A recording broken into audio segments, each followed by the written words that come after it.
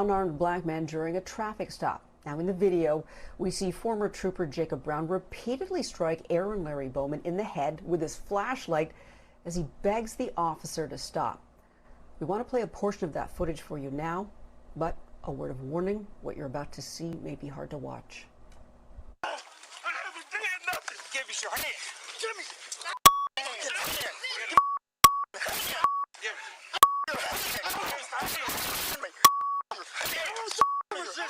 I'm not resisting. Give me your hand.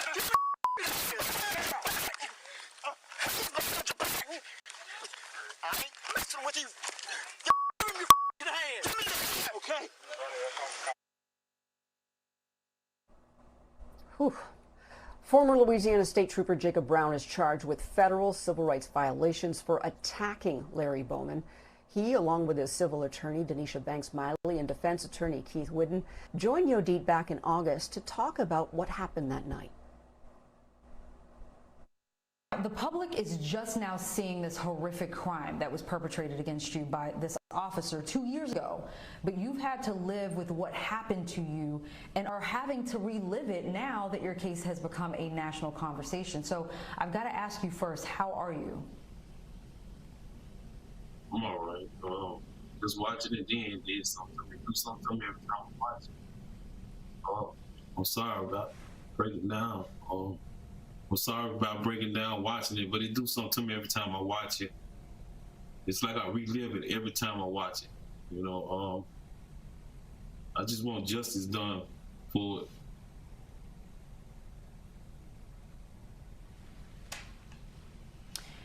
Now, Aaron, according to investigators, you were struck 18 times with a flashlight in under 30 seconds.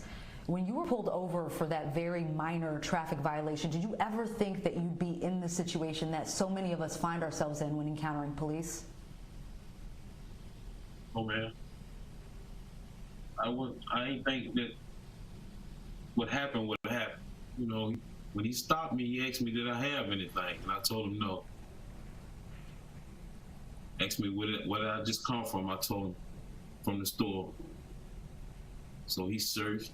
After he asked me, didn't find nothing. Asked me what did I have? I told him every thing that I had in the truck. He seen it. After he checked it, he come back up there and told me, get out the truck. And as I was getting out, he grabbed me by my arm and threw me to the ground and did what he did. Donicia, state police didn't investigate this attack on Aaron until 536 days after it happened, and only after a civil lawsuit was filed. You're handling that suit.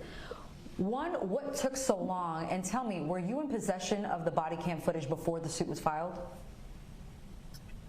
No, ma'am. We were never in possession of the body cam footage. It was not until, we would say yesterday, that Mr. Bowman was able to receive that footage from his criminal defense attorney upon requesting for a motion to compel to have that footage.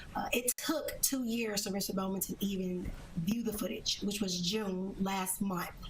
And now as it's coming out, you know, you can see the emotion even as he continues to watch it. But as you stated previously, we did file the suit. I filed the suit in September of 2020. The thing that took so long, you know, we were stuck in COVID at that time. And when Mr. Bowman came to me, we immediately filed the suit at that time. At that time, he believed that a police brutality suit was already in action, but he was not knowledgeable about that until he came to our office. So once we knew, we filed the suit, an investigation suit at that point. So for 536 days, they had never attempted to investigate this case. Well, we reached out to the Louisiana State Police for a statement on this case, and this is what they had to say in part. Upon receiving a civil lawsuit alleging excessive force by an unarmed trooper, Louisiana State Police began immediately working to identify the details of the incident. A detailed search of body camera video revealed the incident was intentionally mislabeled and Brown was involved, as he assisted with the arrest of a suspect.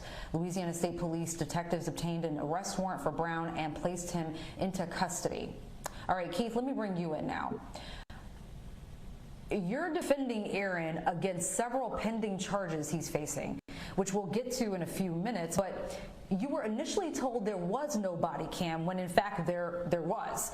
Who told you that and why? So first, I talked to Denisha about what was actually out there. And then after that, I learned through the AP that the body camera actually existed, which led to me and Aaron filing the motion to get specifically requesting the body cam footage. All right, so these charges now that Aaron faces are not only insulting, but they're groundless, with the exception of the initial traffic violation. So he's been charged with battery of a police officer and resisting an officer, all of which we see none of in body cam footage. So given the pending charges against the officer in this case, but also in 2 other cases of brutality, why aren't these charges against Aaron dropped along with an apology for ever filing them in the first place? That's a question you have to ask the prosecution.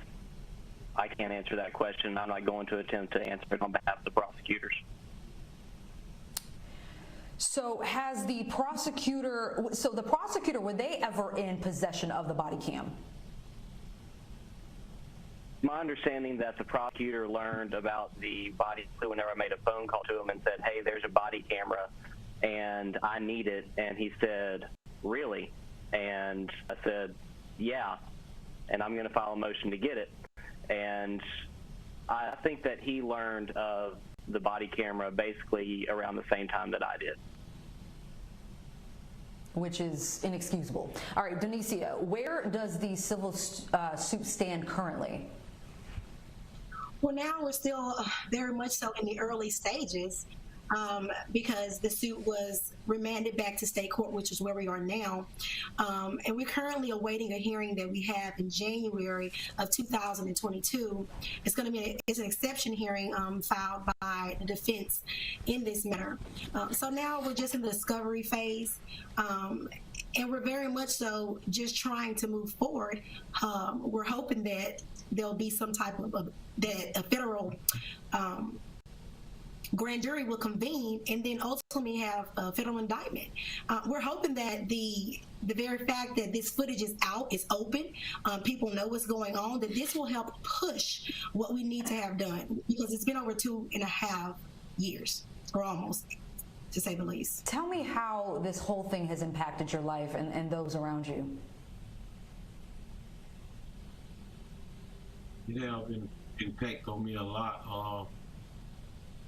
I deal with it every day. You know, I don't go nowhere like I used to. I stay in the house most of the time because I don't know what's gonna happen if I go out there. You know, if I go, I have my girlfriend with me, my kids. You know, I just don't go by myself no more. And at nighttime, I don't go nowhere, period, because I'm afraid of what might happen, or police might want to stop me again and try to do something else to me again. And I don't want to see it happen to nobody else. You know, see nobody else go through what I went through, because they could have killed me, you know. And I gave him every bit of my honest, of being honest with him when he asked me, did I have anything? I said, no, sir.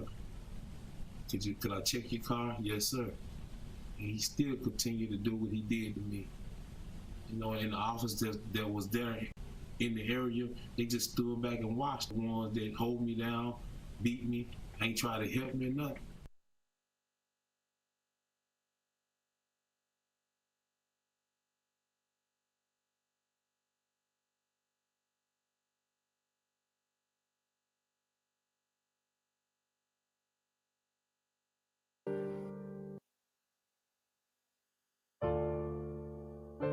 Peace community, peace community. You already know. Welcome to the community. If you're new, if you are part of the community, welcome back. Very sad case right here. An ex-Louisiana state trooper indicted in 2019, beating of black motorist Aaron Larry Bowman. All right. If you even see the footage of what taking place is crazy. And just to see how fast these type of situations just spark so fast, you know what I mean? Coming out the streets and being around situations, and especially that's involving police officers. You know what I'm saying? I have a couple of friends, especially my one friend, he was beat by the police. You know what I'm saying? Right in my neighborhood. You know what I mean? To the point that he had damages in his brain and damages in his eye and all that. And he still has residual effects. This is somebody I grew up with since children. One of my childhood friends. Grew up with him. He's 2 years older than me. All right. So when we're thinking about certain situations, this is crazy. And this is something that's happening all around the world. This is something that's happening all around this nation.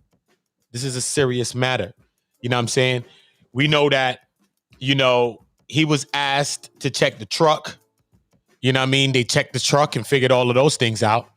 Then he was told to get out the truck, and then he was thrown to the ground. And then that's when he was beat and assaulted with a flashlight.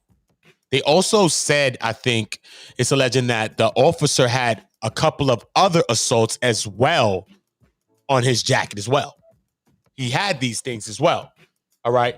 So now, as far as the footage goes of his assault, it took 2 years. As of last June is when they got the actual footage. It took 2 years. Okay. It took 536 days for this case, and it wasn't even investigated for 536 days. I think that they dropped the ball on that. I think they dropped the ball. For 536 days, if you could see this assault, it's crazy. It's crazy. It started out with just a routine traffic stop, which leads to now you get out, throw you to the ground, and assaulting you with a flashlight, all type of weapons. For what? For a regular traffic stop? It's not like this person is. It's crazy. The crazy thing is the lawyer, his lawyer, Larry Bowman, the lawyer didn't even know he didn't even know that the body cam footage existed. That's crazy. That's crazy. That's crazy. We know that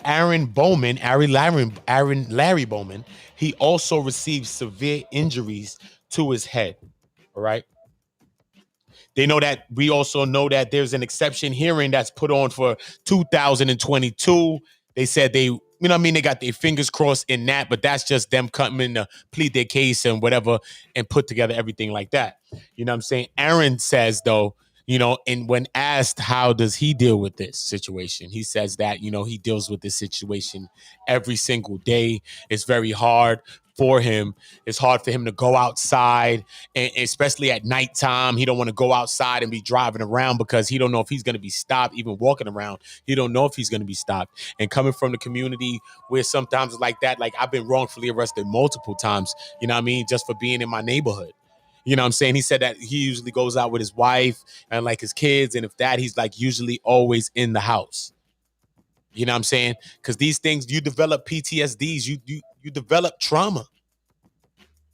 And you can become scared. Some people say, you're a big man, you're a man, you can't be scared. Listen, man. Listen. When certain things happen to you and it's traumatizing to you, sometimes parts of your brain, parts of your mind just close off, man. It closes off, So my heart and our hearts all here goes out to, Aaron Larry Bowman and his family, you know what I'm saying, while they're waiting to, pursue their case and pursue justice in his case, you know what I'm saying, because I've seen the body cam footage. It was really crazy. And just to see how fast it spiraled out of control after it just being a routine traffic stop. I've seen so many of those situations happen right in front of my eyes in my community. And it's not, it's crazy. It really is crazy. You already know, man. I appreciate everybody. Most definitely. You already know how we doing in here. We appreciate everybody here. You know how it is. One community, one love, one voice, and we are one community. Let's unify our voices. Let's unify our minds and our voices on the commonalities, not about the differences that we can always come up with. Let's come together because we are one community.